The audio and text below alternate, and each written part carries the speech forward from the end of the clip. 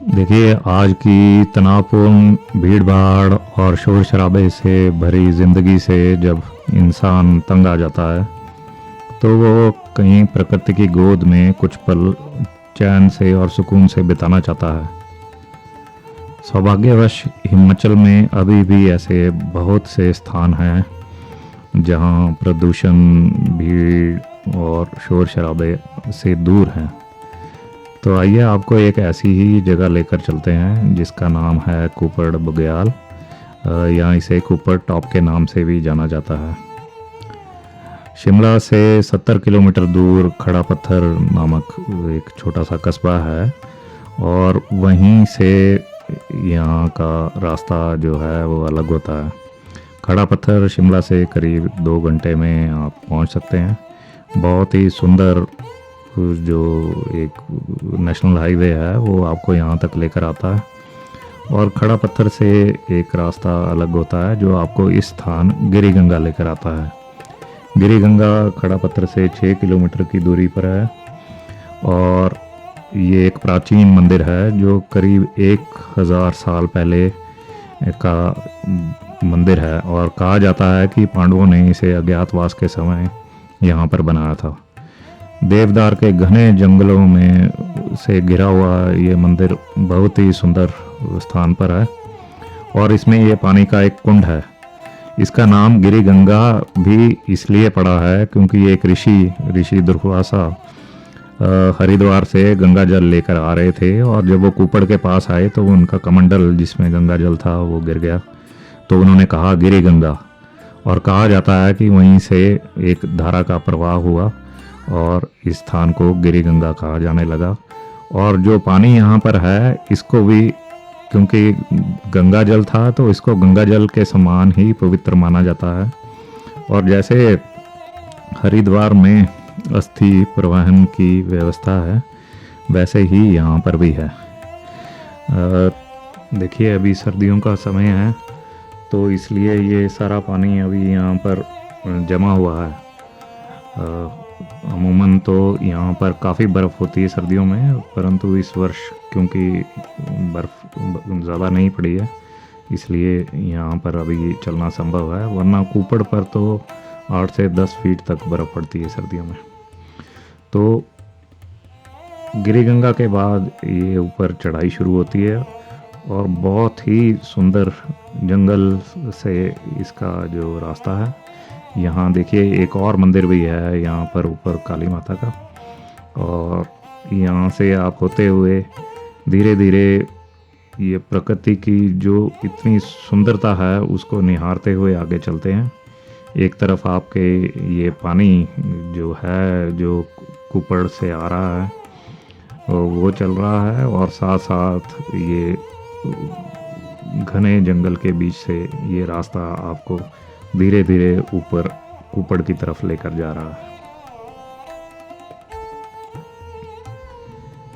देखिए, गिरी गंगा के चारों तरफ कोई आबादी नहीं है, घना जंगल है चारों तरफ, तो इसलिए यहाँ कोई किसी प्रकार का शोर नहीं है। ये पानी क्योंकि अभी जमा हुआ था, वरना यहाँ पर जो पानी के चलने की आवाज़ है वो इस पूरे वातावरण को और भी सुंदर बना सकती है। और गर्मियों में और जो पतझड़ और बसंत का समय है उस समय यहाँ की जो प्राकृतिक सुंदरता है वो और भी भव्य लगती होगी, जब विभिन्न प्रकार की वनस्पति यहाँ पर चारों तरफ पूरे जंगल में इस जंगल को हरा भरा करती होगी। जो हमारा ग्रुप है ये इनमें से कुछ हम स्कूल के समय के मित्र हैं, और बाकी हमारे मित्र यहाँ पर विभिन्न व्यवसायों में हैं। कोई सरकारी कर्मचारी हैं और कोई बागवान हैं। तो मित्रों के साथ एक बड़े ग्रुप में इस प्रकार ट्रैक करने का एक अलग ही आनंद है।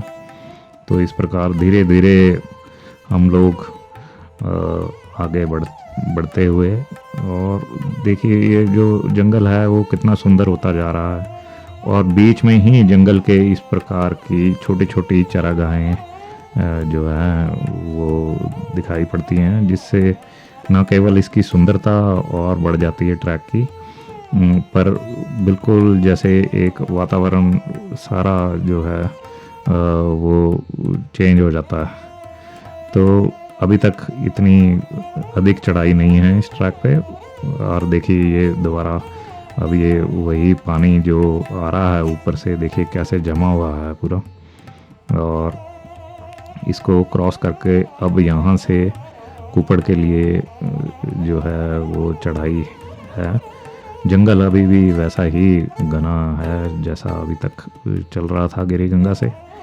और धीरे धीरे अब इस चढ़ाई को पार करते हुए हम ऊपर कुपड़ की तरफ जा रहे हैं।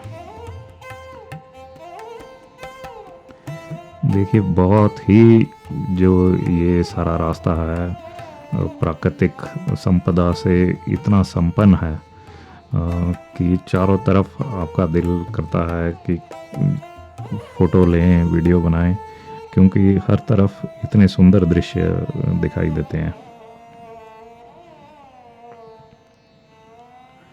और सूरज भी बीच में जैसे आँख मिचौनी करता हुआ इन लंबे लंबे वृक्षों के बीच में से दर्शन दे रहा है। और इन देवदार के ऊंचे ऊंचे वृक्षों को यूँ पार करते हुए अब हम आगे बढ़ते जा रहे हैं।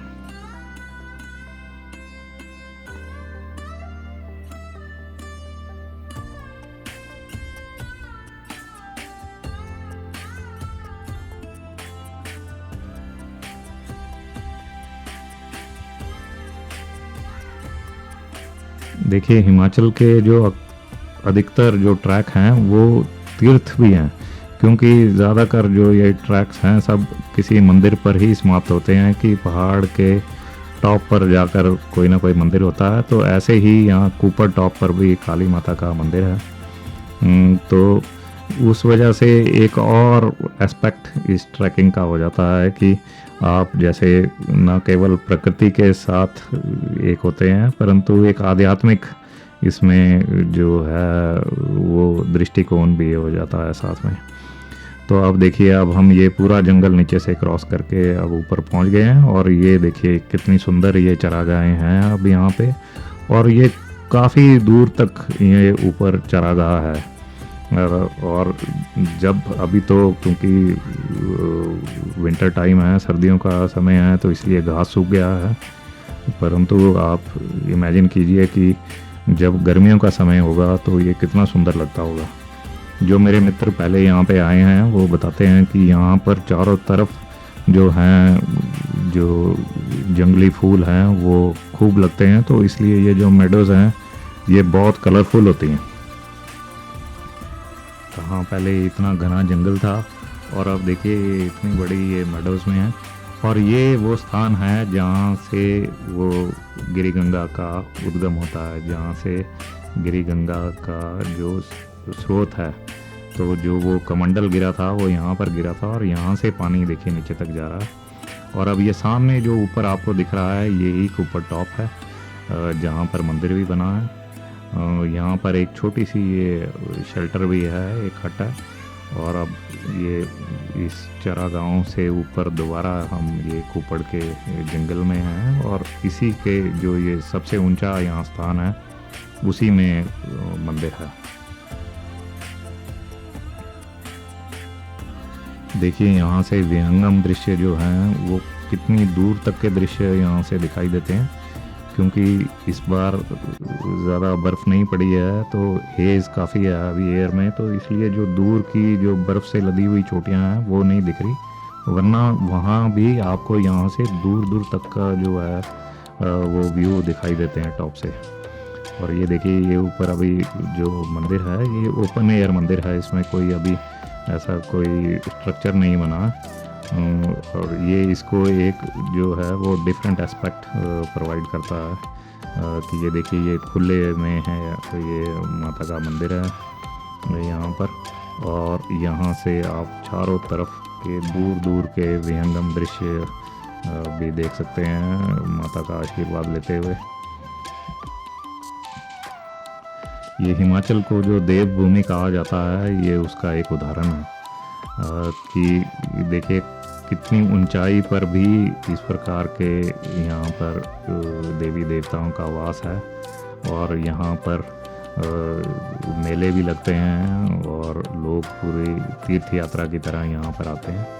परंतु अभी भी जैसे बड़े शहरों में या बड़े तीर्थ स्थानों में इतनी भीड़ भाड़, इतना सब कुछ कमर्शलाइज हो गया है, यहाँ आपको जो है, जो रियल स्पिरिचुअलिटी है, एक डिवाइन फोर्स है, डिवाइन पावर, उसकी जो एक फील है वो आपको यहाँ पर मिलती है।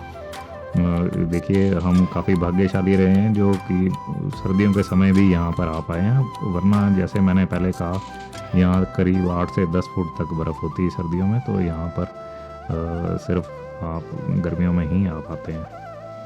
तो ये देखिए, ये यहाँ पर जो मंदिर पत्थरों के बने हुए हैं, और इस प्रकार हम यहाँ पर हमारा जो है वो यात्रा समाप्त होती है। वापसी की यात्रा मैं दूसरी वीडियो में आपके साथ शेयर करूँगा। Thank you. छोटी सी इंट्रोडक्शन हमारे पूरे ग्रुप की। हाँ जी। संजय भगवती, मोहिंदर ठाकुर, राकेश विज, प्रदीप चौहान, रमेश शर्मा, तरुण निष्ठा, संजय सोफरा। हेलो अनूप सकलानी, संजीव चौहान, राजीव सा नाम है। हेलो अनूप शुक्ला। ब्रिजेश शर्मा। और मैं सनी।